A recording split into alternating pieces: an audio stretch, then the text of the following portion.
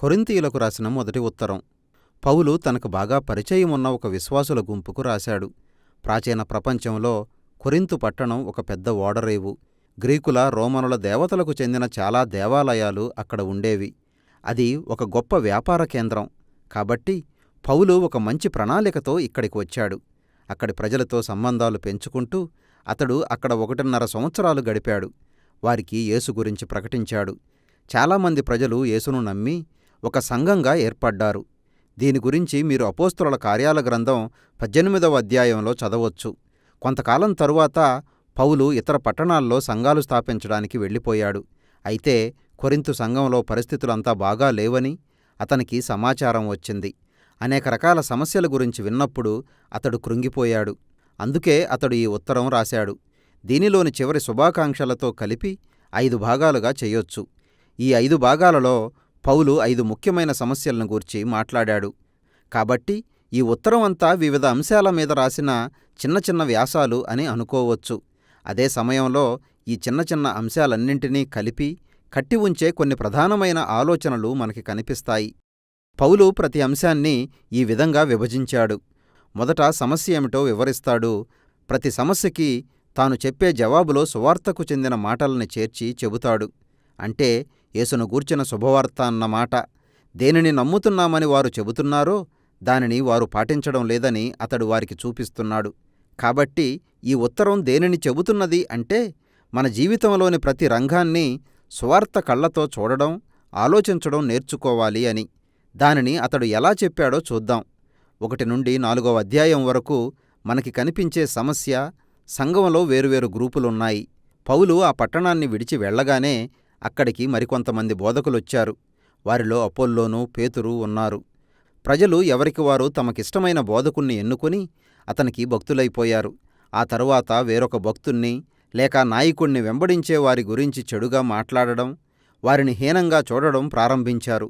అందుకే పౌలు వెటకారంగా వారికి జవాబిస్తూ, మీరు చేసేది చాలా విచిత్రంగా ఉంది. సంఘం అంటే పేరు గొప్పల కోసం పోటీ కాదు. సంఘం అంటే యేసు చుట్టూ అల్లుకుని ఉన్న ప్రజల సమాజం. దాని నాయకులు, బోధకులు కేవలం యేసు సేవకులు మాత్రమే. కాబట్టి మీరు ఒక నాయకుని కంటే వేరొక నాయకుణ్ణి ఎక్కువగా అభిమానించడం మీ ఇష్టమే. గాని దానివలన సాటి విశ్వాసులతో వేరైపోయి ఎదుటి మనుషుల్ని గురించి చెడ్డగా మాట్లాడడం మంచిది కాదు. యేసు, ఆయన ఎవరో, ఆయన ఏమి చేశాడో అన్న దానిమీదే సంఘం కేంద్రీకృతమైంది. 5 నుండి 7 అధ్యాయాల్లో పౌలు లైంగిక దుర్నీతి గురించిన సమస్యలను చర్చించాడు. ఆ సంఘంలో చాలామంది వ్యభిచారంలో మునిగిపోయారు. మరీ ఒకడైతే తన సవతి తల్లితో వ్యభిచరిస్తున్నాడు. మరికొంతమంది అక్కడ స్థానిక దేవాలయాల్లో గ్రీకుల దేవతలను పూజిస్తూ అక్కడ పనిచేసే వేశ్యలతో వ్యభిచరిస్తున్నారు. అంతేకాదు, ఆ సంఘంలోని వారు అలా చేయడమే కాక అదేమీ తప్పు కాదు అంటున్నారు.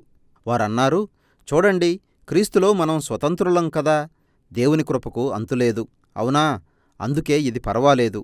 అయితే పౌలు దానిని ఖండించాడు. తన సువార్త ప్రకారం వారి ఆలోచన ఎంత చెడ్డదో రుజువు చేస్తున్నాడు. అతడు వారితో, అన్నింటికంటే ముందుగా యేసు మీ పాపాల కోసం చనిపోయాడని మీరు జ్ఞాపకం చేసుకోవాలి. ఆ పాపాల్లో తెగిపోయిన మీ సంబంధాలకు కారణమైన మీ లైంగిక పాపాలు కూడా ఉన్నాయి. కాబట్టి మీరు క్రైస్తవులైతే యేసు ప్రేమ, ఆయన కృపలకు మన స్పందనలో ఒక భాగంగా మనం లైంగిక యథార్థత కనపరచాలి అన్నాడు. పౌలు వారితో ఇంకా మాట్లాడుతూ, యేసు మరణం నుండి భౌతికంగా ఎలా తిరిగి లేచాడో అదేవిధంగా మన శరీరాలు కూడా మరణం నుండి తిరిగి లేస్తాయి. దానర్థం నీ శరీరం ఇప్పుడు, భవిష్యత్తులో యేసు ద్వారా విమోచింపబడేదైతే ఆ శరీరంతో ఇప్పుడు నీవు ఏం చేస్తున్నావో అనేది చాలా ప్రాముఖ్యమైన విషయం. నీ ఇష్టం వచ్చినట్టు చేయడానికి అది నీది కాదు. పౌలు బహుస్పష్టంగా వారితో చెప్పాడు. యేసును వెంబడించేవారి విషయంలో లైంగిక యథార్థతకు సంబంధించినంతవరకు ఏ విధమైన రాజీ పడకూడదు. 8 నుండి 10వ అధ్యాయం వరకు అంశం ఆహారానికి సంబంధించింది. అయితే అది మన ఇష్టాయిష్టాల గురించి, అంటే నీకు ఫలానా ఆహారం ఇష్టమేనా, ఇష్టం లేదా అని కాదు. కొరింథీయుల మధ్య విభజన తెచ్చిన అంశం ఏమిటంటే అక్కడ స్థానికంగా ఉన్న గ్రీకు, రోమను దేవతల గుడుల్లో బలిగా అర్పించిన జంతువుల మాంసం తినవచ్చా లేదా అని. ఈ సమస్య పట్ల తమ స్పందన విషయంలో యూదు క్రైస్తవులు, యూదులు కాని క్రైస్తవులు విడిపోయారు. మరొకసారి పౌలు సువార్తలోని కొన్ని ముఖ్యమైన అంశాలను దీనికి అన్వయించాడు. మన భక్తి అన్నింటికంటే ప్రప్రథమంగా యేసును ప్రభువుగా గుర్తించాలి, మరే ఇతర దేవతలకు కాదు. కాబట్టి వేరే దేవతకు అర్పించిన మాంసం నీకు వడ్డించినప్పుడు నువ్వు దాన్ని తింటూ ఉండగా నీ చుట్టూ ఉన్నవారు అది చూసి, అదిగో క్రైస్తవులు యేసును పూజించేవారైనా ఇతర దేవతల్ని కూడా పూజిస్తారు అనే నిర్ణయానికి వస్తారు. ఒకవేళ పరిస్థితి అదే అయితే ఆ మాంసం తినవద్దని పౌలు చెప్పాడు. నీ భక్తి యేసుపైనే కాబట్టి నీవు ఆ ప్రజల్ని నీకంటే ఎక్కువగా భావించాలి, కాని వారిని తప్పుదారి పట్టించకూడదు. పౌలు ఈ అంశాన్ని మరింత వివరిస్తూ ఇలా అన్నాడు, వినండి, క్రైస్తవులుగా మనమంతా ఈ సృష్టిని అంటే వధించిన ఆ జంతువుతో సహా దేవుడే సృష్టించాడని నమ్ముతాం. ఈ దేవతల విగ్రహాలు కేవలం చెక్క, రాయితో చేసిన వస్తువులని కూడా నమ్ముతాం. కాబట్టి ఒకవేళ నువ్వు ఆకలిగా ఉండి అక్కడ నిన్ను అపార్థం చేసుకునే వ్యక్తులెవరూ లేకపోతే నువ్వు నిరభ్యంతరంగా తినవచ్చు. ఇలాంటి చర్చానీయమైన అంశాల విషయాల్లో క్రీస్తులో ఒక నూతన మానవునిగా నీ మనస్సాక్షిని అనుసరించి నిర్ణయం తీసుకోవడానికి స్వేచ్ఛ ఉంది. కాబట్టి ఒక పరిస్థితిలో తినవచ్చు, మరొక పరిస్థితిలో తినకూడదన్నమాట. అయితే ఇక్కడ ప్రేమ అనేది మౌలికమైన సూత్రం. ప్రేమ ఇతరుల క్షేమం కోసం తనని తాను ఉపేక్షించుకుంటుంది. ఈ ప్రేమ అంటే దేవుని ప్రేమ సువార్తకి కీలకమైన అంశం. యేసు మన కోసం మరణించినప్పుడు ఆయన చేసింది ఇదే. కాబట్టి క్రైస్తవులు కూడా ఇతరుల కోసం అలాగే చేయాలి. 11 నుండి 14 అధ్యాయాల్లో కొరింథీయులు ప్రతి వారం జరిపే ఆరాధనా సమావేశాల్లో ఉన్న సమస్యల గురించి చర్చించాడు. అక్కడ కొంతమందికి కొన్ని శక్తివంతమైన ఆధ్యాత్మిక అనుభవాలు కలుగుతున్నాయి. వాళ్ళు ప్రార్థన చేయడం ప్రారంభించగానే అకస్మాత్తుగా పెద్ద స్వరంతో తెలియని భాషలో మాట్లాడేవారు. అక్కడ ఉన్న కొందరు వ్యక్తులు దేవుని దగ్గర నుండి ఏదైనా ఒక మాట లేక బోధని సమాజంతో పంచుకోవాలని చూస్తుంటారు. అదే సమయంలో వేరొకరు లేచి తాము కూడా పంచుకోవాలని వారిని అడ్డగిస్తారు. ఇదంతా నిజంగా గందరగోళంగా తయారై ప్రజల్ని, ముఖ్యంగా కొత్తగా వచ్చిన సందర్శకులు సువార్త వినకుండా వారి దృష్టిని మళ్లిస్తుంది. ఈ అధ్యాయాల్లో మొట్టమొదటిగా అసలు వారి సమావేశం యొక్క ఉద్దేశాన్ని గ్రహించడానికి వారికి సహాయం చేశాడు. వారు అక్కడ ఏ విధంగా ప్రవర్తించాలో గ్రహించాలి. వారు సమావేశమైన ఆ స్థలం దేవుని ఆత్మ అందరిలో ఒకే విధంగా, అందరిలో ఐక్యత ఉండేలా పనిచేయాలి అని అతడు వారితో చెప్పాడు. కాబట్టి అతడు సంఘం ఒక మానవ శరీరం అని ఒక గొప్ప పోలికను చెప్పాడు. శరీరం ఒక్కటే, కానీ దానిలో వేరువేరు అవయవాలున్నాయి. వాటిలో ప్రతి ఒక్కటి ఒక ప్రాముఖ్యమైన పాత్ర పోషిస్తుంది. కాబట్టి ఈ వేరువేరు వ్యక్తుల ద్వారా ఆత్మ ఏమేమి చేస్తాడో అన్నింటినీ సంఘం క్షేమాభివృద్ధి కోసమే జరిగిస్తాడు. ఈ పదం ఈ అధ్యాయాల్లో అతి కీలకమైంది.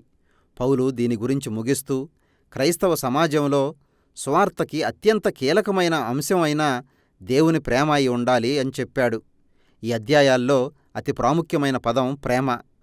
సహవాసంలోని ప్రతి ఒక్కరిని ఇతరులకు సేవ చేయడానికి, వారి క్షేమం కోరుకోవడానికి తమ వంతు పాత్ర నెరవేర్చేలా ప్రేమ బలవంతం చేస్తుంది. పౌలు ఈ సూత్రాన్ని కొరింథీయుల సమస్యలన్నింటికీ ఒక పరిష్కారంగా చూపుతున్నాడు. కొంతమంది వారు సమావేశం కావడంలో ఉద్దేశం ఒక విపరీతమైన ఆధ్యాత్మిక అనుభవాన్ని పొందడం లేక అక్కడ తమ అనుభవాలు పంచుకోవడం అని భావించారు. పౌలంటాడు, నాక్కూడా ప్రార్థనలో శక్తివంతమైన అనుభవాలు చాలా ఇష్టం, కానీ అవి ఇతరులని గందరగోళపరిచి వారికి చికాకు కలిగించేవైతే వాటిని నేను ఆపేయాలి. ఎందుకంటే దాని అర్థం ఇతరుల కంటే నన్ను నేను ఎక్కువగా ప్రేమించుకుంటున్నానన్నమాట. యేసు చుట్టూ చేరిన సంఘం అంతా కలిసి మర్యాదగా నేర్చుకుంటూ, పాడుతూ, ఆరాధిస్తూ దేవుని మాటలు వినేలా ఉండాలి. పౌలు చర్చించిన చివరి సమస్య యేసు పునరుద్ధానం గురించి, ఆయన్ని వెంబడించే వారి భవిష్యత్తు నిరీక్షణ గురించి. ఆ సంఘంలో కొంతమంది అసలు పునరుద్ధానం అనే తలంపు హాస్యాస్పదమని, క్రైస్తవులుగా ఉండడానికి పునరుద్ధానానికి సంబంధమే లేదని వాదించారు. పౌలు దీన్ని గట్టిగా ఖండించాడు. పునరుద్ధానం సువార్తలో ఒక విడదీయలేని భాగమని అతడు వాదించాడు. మనం దానిని నమ్మడానికి కారణం యేసు రోమియోల చేతిలో మరణించి శరీరంతో తిరిగి లేచినప్పుడు వందలాది మంది ప్రజలు ఆయన్ని బహిరంగంగా తమ కళ్ళారా చూశారు. యేసు సమాధి నుండి తిరిగి లేచి ఉండకపోతే ఆయన మరణానికి అర్థమే లేదు అని పౌలు చెప్పాడు.